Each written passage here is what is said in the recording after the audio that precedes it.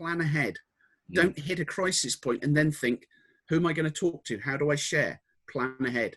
Have your communication plan. Have some of your messages pre-planned. You know what they're going to be. And some of them are pretty horrible messages to deliver. Plan ahead. Be thoughtful about those things. Who's going to deliver the messages and how? Tea with Toby. Tea with Toby. Tea with Toby. Tea with Toby. Tea with Toby. Tea with Toby. Tea with Toby. Tea with Toby. Tea with Toby. Hi, I'm Cameron from Smooth Digital, and welcome to Tea with Toby, the show where we ask and answer the questions playing in the minds of the care sector's business leaders. This first episode in season 3 is sponsored by the Access Group, and we're going to kick off the show, as always, with a few words from our Marketing Strategy Director, Toby Ali Usman. Cameron, thanks. And it's good to be back and see season 3 now. This is a really important show. This is a really important episode. And it's going to be relevant towards home care and care home businesses. And we're going to be talking around the area of compliance during COVID-19. And on that note, I just want to quickly introduce today's guest, Mr. Martin Lowthian. Welcome, Hey, Martin. Thank you very much. Hi, Cameron. Martin, just very quickly for the audience, could you give a very brief summary of your background in the care sector? Absolutely. Yeah. So I work for the Access Group now. I've been with Access for 2 years, but prior to working for Access, I was the governance and quality director for HC1 for 3.5 years. So worked with HC1, obviously lots of residential and nursing care homes and specialist dementia care homes up and down the country across England, Scotland, Wales and Northern Ireland. Also worked with other care groups, so I've had experience with both nursing and residential homes, domiciliary care provision, also retirement villages. And prior to working in the sector, I've also been a management consultant in both social care, in the NHS, and used to work in NHS acute hospitals and CCGs, and did that for 14 years before coming into social care. Awesome. Well, thanks again. Ton of experience for today.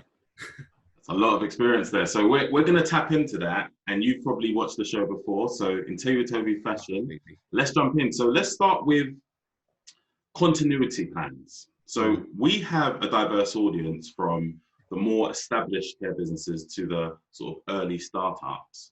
First of all, can you share what is a business continuity plan? And then also, why is it so topical during this period? Absolutely. Yeah. So I've been doing a lot of talking to care providers over the last 7 weeks, as you'd imagine. And again, every type of provider. And for me, my explanation of what is a business continuity plan is it's the end product of doing your business continuity management assessment. You assess what you have to deliver as a service, as a provider. So if I'm a domiciliary care provider, my first thing is, who am I supporting? How many people am I supporting? Where are they? That's my fundamental. And then what are my inputs? What do I need to be able to support those people? So I have to then look at what is it within my business I have to continue to be able to support those people. And if we look at the fundamentals, that's people, of course. You know, I need a trained, competent workforce who can go and visit those clients.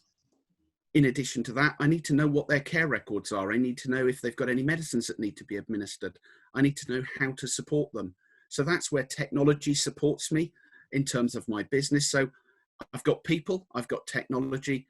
And then in addition to that, of course, the hot topic, PPE. So I need to know that my staff, if they're going out, they're protected, but also my clients are protected. And if we look at residential and nursing homes, it's a similar challenge. But all of our residents are living in you know, we work in their home is the way I look at it. So their home has to be a protected environment. So staff coming in from staff hygiene, hand hygiene when they're working in the service, wearing appropriate PPE, all of those things are crucial. And then looking at what are the threats in terms of the COVID-19 crisis. Infection control is crucial. Supply chain is crucial. So it's understanding all of that and having plans. If things might go wrong, what am I going to do then? Awesome. So I'm guessing most businesses would have had some sort of business continuity plan in place already. Absolutely. But now during COVID-19, I'm sure people are now updating those plans. Totally. What are some of the must-haves that they should be including in these plans? That's a great question. It's for me, with typical business continuity plans, you look at the things that are going to happen. So we will have perhaps a heat wave every now and then. So we need to think about hydration risk. We'll have bad weather in the winter. We need to think about that. But whilst in theory we plan for a pandemic, it could happen. Our plans aren't that mature. So as the information matures from whether we're talking UKHCA as a brilliant source of information, the government, etc., we need to understand what is this threat, what do we need to do, and then how do we respond? So in that, for me, my fundamental always, I start with my staff. So whether I'm running a care home, nursing home, whether I'm running supported living services or domiciliary care, I need to know that I'm taking my responsibilities as an employer and a provider seriously. I'm keeping everybody safe. So I have to look at my staff, look at the support to them. If they're high risk, then they're going to have to self-isolate. If they become symptomatic, they're going to have to self-isolate, or family members. Amazing people in the sector who have dedicated themselves. I saw a story of a care home on the Isle of Wight where staff are sleeping in the garden. Yeah. Wow. That is just phenomenal commitment. You know, if I was a CQC inspector, my gosh, you are outstanding people. What commitment. So beyond staffing, things like, you know, management of PPE, what do I need? Where am I getting it from? And where do I go if my supplier lets me down? All of those things fundamental in your continuity plan. Communication strategy, Toby. You know, you guys, I've watched these Tea with Tobys. You guys are great at communicating. I'm sure a lot of planning goes in advance. With your business continuity plan, plan ahead. Don't hit a crisis point and then think, who am I going to talk to? How do I share? Plan ahead. Have your communication plan. Have some of your messages pre-planned. You know what they're going to be, and some of them are pretty horrible messages to deliver. Plan ahead. Be thoughtful about those things. Who's going to deliver the messages and how? Awesome. That's good to know. So you touched on staffing levels, and that's a big thing. So we've been speaking with our clients, we've been speaking to providers in the community, and some of these providers have really low staffing levels. Yes. Due to, you know, self-isolation, Yes. sickness. Yeah. I'm sure they're doing the very best to provide the very best care with the resource they have. But from a compliance perspective, CQC may question whether their staffing levels are actually safe. Absolutely. So what are some of the things that they should be thinking about during this period? And also, how can they evidence that they actually are being compliant during this period? Yeah, again, really good question, because it's, you know, we can think we're keeping people safe. Rightly, the regulator will say, show me. It's all about the evidence. So for me, providers are used to answering the question, how do you plan? How do you ensure safe delivery of care? Safe, caring, effective, responsive, and that you're well led, all of those lovely CQC sort of 5 domains that we focus on. But looking into that, for me, my business continuity plan, as soon as COVID happened, if I was a residential and nursing provider, what are the things I do today with my staff team that if I get to the point where I don't have enough staff, I can stop? And that's part of business continuity management. Now, as soon as we went into lockdown, we're not doing any theatre trips or days out or any of that. So some of that staff resource could be redeployed. So there are things we can look at. Also, if we're delivering, let's say, 5 visits in a domiciliary care setting to a particular client, rather than going in and out 5 times during a 24-hour period, could we perhaps change that frequency, go from 5 to 3 visits? Can we deliver some of that support and activities and care delivery actually in a smaller number of visits? So for me, it's looking creatively, how can we support this person really well still, but actually do it within the context of what we're working in? So we continue to care for them. We continue to be that supportive friend that they see throughout the day. Crucially also, when people are out of the business, as you said, self-isolating, whether they're ill or whether they've got an underlying condition, I might need to look to bring some more staff in. People have been displaced, whether they're university students, whether they're people who worked in hospitality, airlines, you name it. People are out there who we could recruit. And I see that as an opportunity. Anyone who knows me, I am the eternal optimist. So even in a crisis, there are opportunities. Yeah. Could I recruit someone who is brilliant in hospitality, who's never thought about working either in domiciliary care or in a residential and nursing or supported living setting? Can I recruit them? Maybe during the crisis, they're looking for something to keep the money flowing. Yeah. Actually, they might be an amazing person to work in my business for the next 20 years. Absolutely. And we're actually seeing quite a bit of that. We've seen some businesses grow substantially over the last 6 weeks. Yeah. During a period we've been quiet, we've been running those campaigns and attracting them. Some have proactively said that they want to be there for a short period of time, but some just didn't know that they can actually work in care. Absolutely. But just on that point, is there anything that, I know these businesses are keen to get these people on and providing care. Is there anything that they have to document to make sure that they're actually going through the right training as well? Absolutely, Toby. If we look at any of the regulations, so if we think about CQC, safe recruitment is one of the fundamentals, of course. So you will interview people. Again, you can do that through technology nowadays.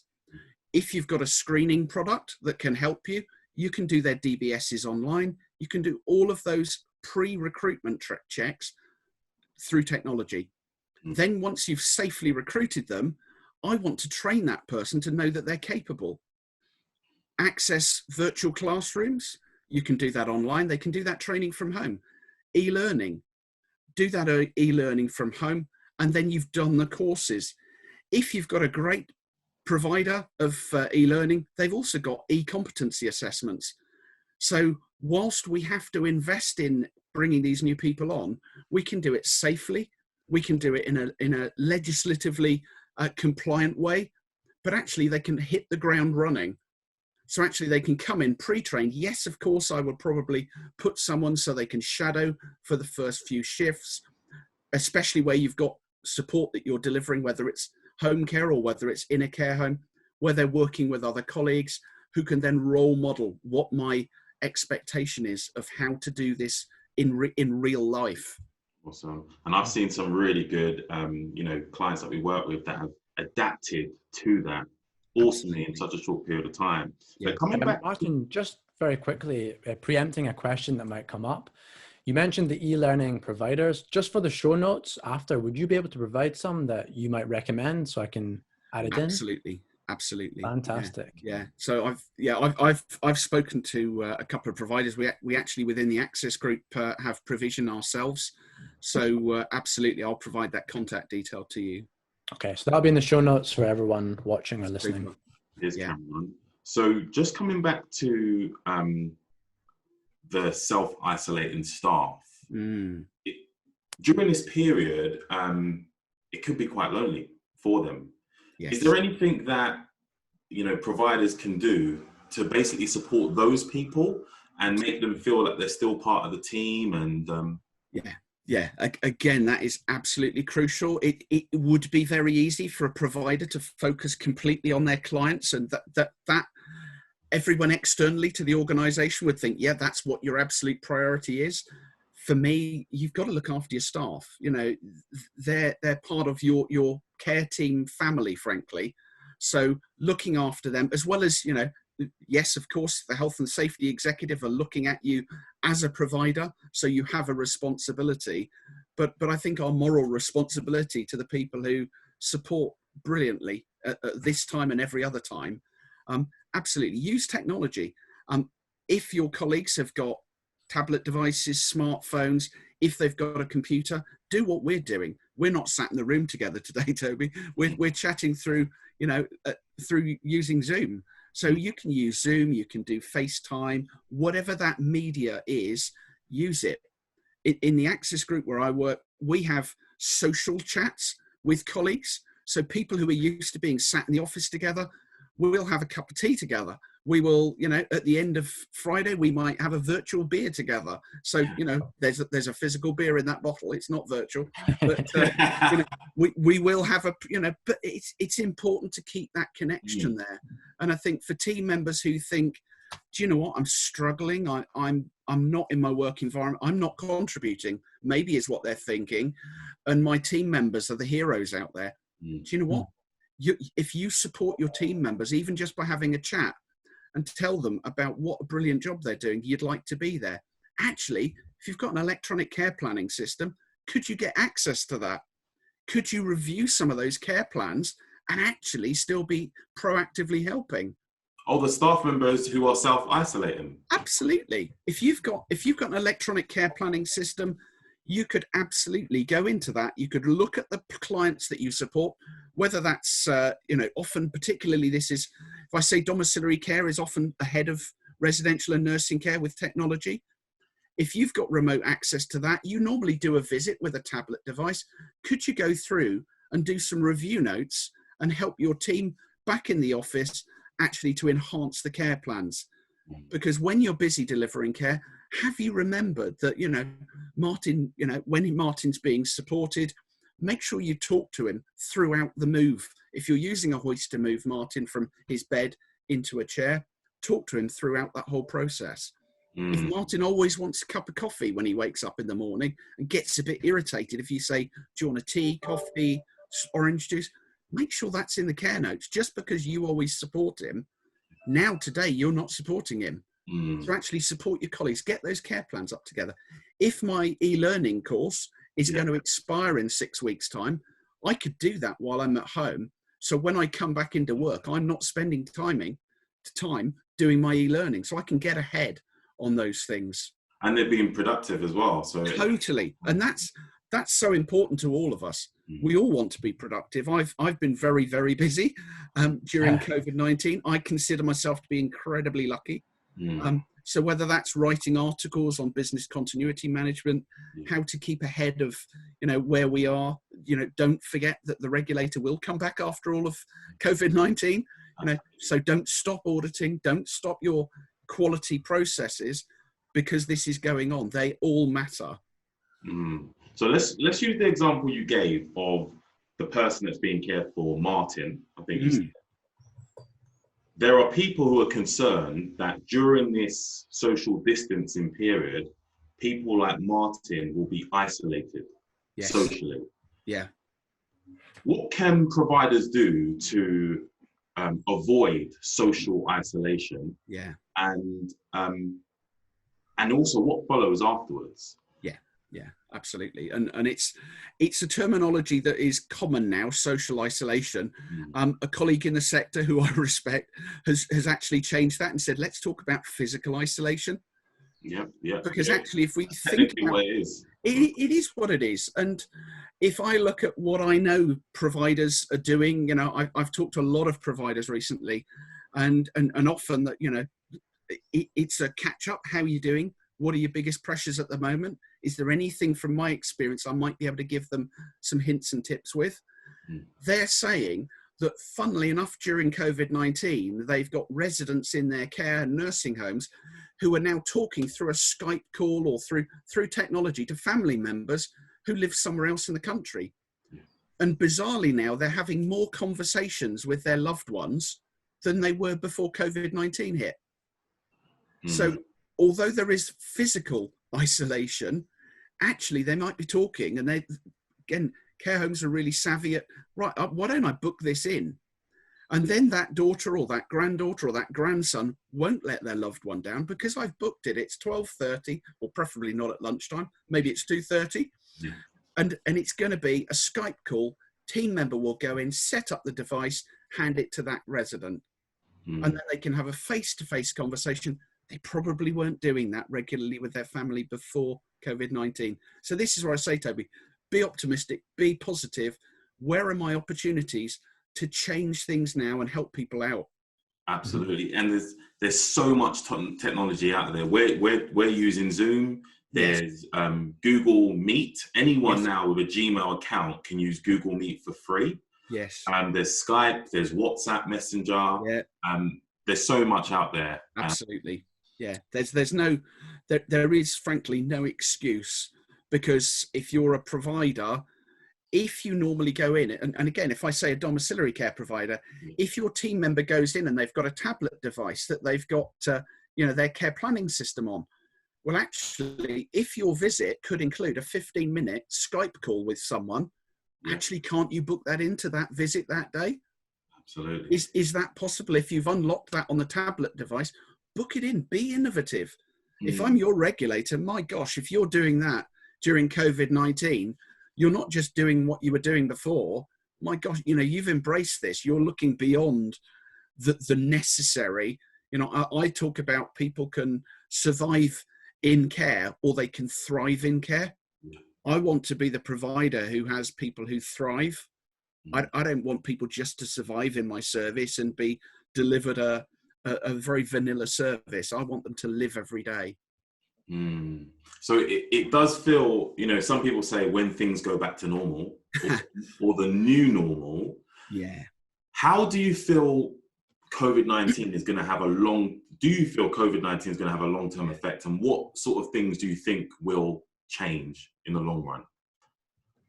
Absolutely. I think there will be some lasting changes. I think some of them will be really positive. If I give the example of using technologies, I have a couple of times, I honestly think that people will be in more conversation with their loved ones, their friends, afterwards using technology. So whether I live at home and my care provider might enable that as part of the visit that they do, if I don't have a tablet device and technology, embracing technology for remote working for team members. There's larger organizations that usually have a head office. I can run, 3, 7, 20 domiciliary care branches. I could run lots of care homes. I'm usually jumping in the car and driving around. Well, today I'm, a regional team member sat in my, my home office. Well, actually, if I've got electronic care plans, I can see what's going on. If I've got an electronic rostering and people management solution, I can see what's going on. If I've got an electronic care compliance solution, I can see what's happening. I can see the audits are happening.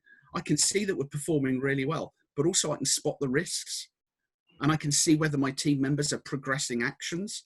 So, technology helps us. It helps us pre-COVID and post-COVID, whatever that looks like. But actually during the crisis, embrace technology, get some efficiency into your business. That gives you time to manage your business. I think when you spoke to Simon Crowther, you had a conversation on one of these sessions and talking about, how do you manage your business so your business can manage without you? That's right, yeah. And for me, I want technology to help me. I want technology to allow me to grow my business. And in growing my business, that might be making my team members, by supporting them, supervising them, coaching them, the best they can be. Awesome. Isn't that a great outcome? Yeah, if that's what can come out of it. Probably doesn't cover all of your question. And I think the models of care will change a bit. Yeah. People will have some anxieties about what they perceive hasn't gone great during the crisis.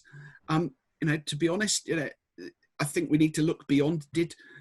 Was COVID the primary cause of somebody's death? Did COVID, impact on an existing precondition? So let's not over egg the impact of living, let's say, in a care home. Actually, this is something that's happened, or wherever that might be. But in terms of it, for me, I think there's a lot of lessons to learn. I'm seeing, you mentioned growth earlier, reablement. It's something, when I worked in the NHS, it was really frustrating how hard it was to get patients out of hospital into the community. And I think at the moment we're unlocking that capability more. More reablement services are growing. They're getting quicker output in terms of people being discharged from hospital. They're supporting people to get home quicker. That's what the model of care should look like. People shouldn't be wasting days and days and weeks in hospital. They should be back into the community. So for me, that model of care, that should really take off after this. And I think if I go a bit grand, government, off the back of this, government should respect the care sector far more. I really hope they do, in a meaningful way. Care workers are amazing. You know, it's great that we clapped for the NHS, but I'm so proud that we clap for care workers now. That's only right. You know, we all do that hard job. You know, fine, I work in a software company, but I feel like a provider still, because I'm talking to providers day in, day out. Yeah, it's interesting this, because we've been working very closely with the Care Workers Charity and helping apply for some funding. Yeah. And the general public do not realise there's a difference between social care and NHS. No. They just don't understand what actually goes on. No. And it's kind of, it's the positive of, you know, the sector being on the news. There's loads of terrible stories that they're talking about, but the positive is that it's actually shedding a light on it. Absolutely. And historically, my experience is we often hear about the care sector when something's gone wrong.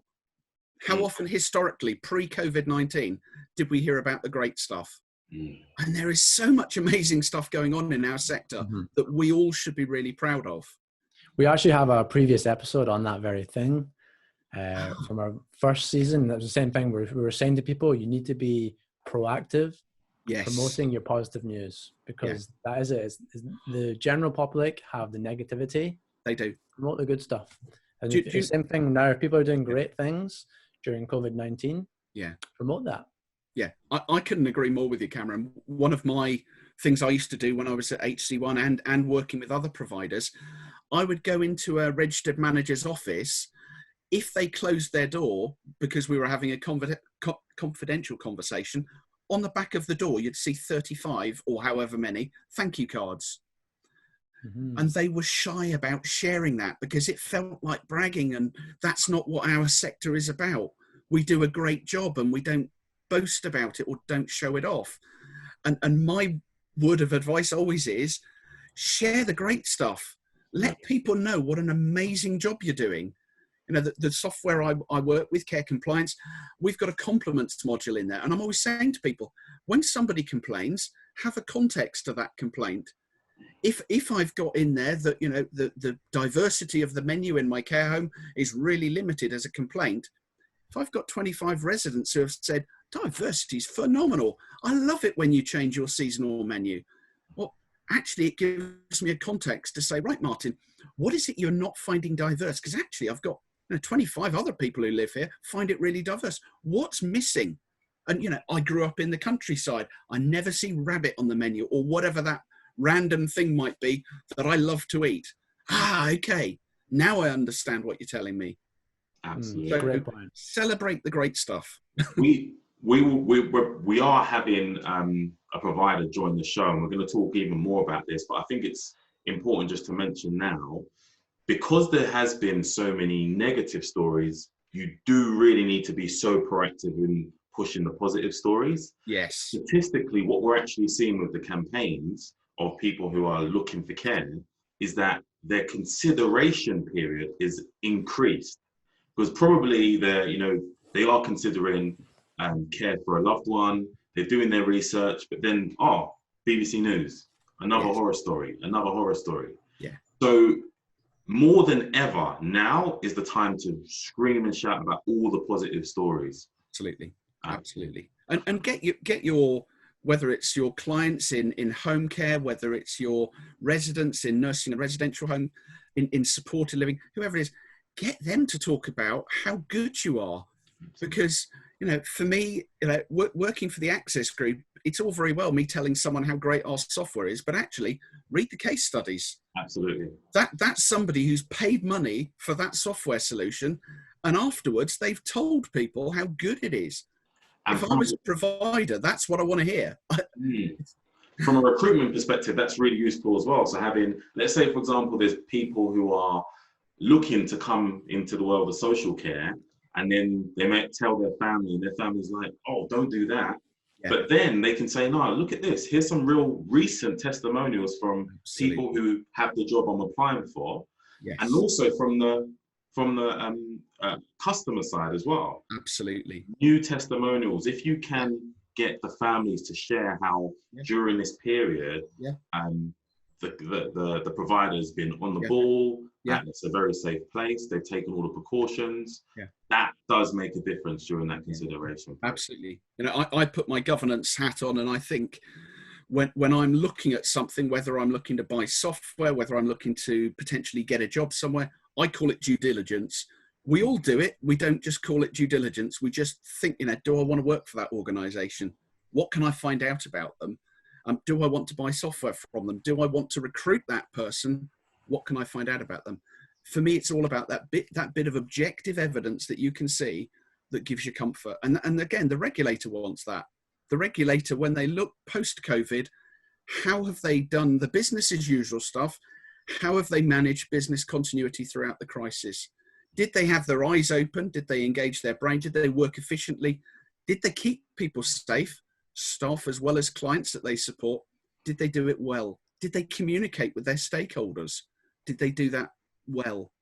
And off the back of that, I'd say there are providers who were potentially looking at goods from their next rating. There's an opportunity to really shine here. If you've kept people safe in an amazing, sensible, creative way here, and you've been exceptionally well led, there's two possibilities in terms of outstanding. You get those two to outstanding, happy days. Martin, I'm just conscious of the time. We definitely have to have you back. If you're for sure. Come back. Yeah, love to. If anyone, you know, listen to some of the things you said and want to learn a little bit more information, is there any, where should they go to sort of learn more? So if they want to know more about Access, certainly go to the Access website. So it's the Access group.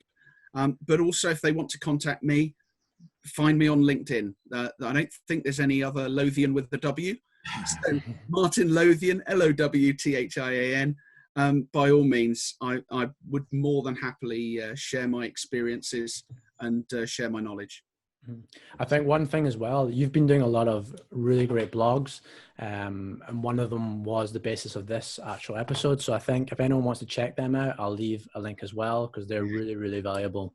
Yeah, the great COVID-19 hub from Access Group. You know, I am a small participant in terms of contributing there. Loads of colleagues in the sector as well as in the Access Group have put up some really helpful materials there. And I think, you know, I've developed COVID-19 audits that are helping providers, shared those with people, but there's a whole load of information there that is really helping providers. So do please go there. Perfect. Well, thanks very much, Martin. It's been great to be back, and I hope everyone has enjoyed this episode, and we're going to be back with another one very soon. So thank you and have a great day. Thank you, Cameron.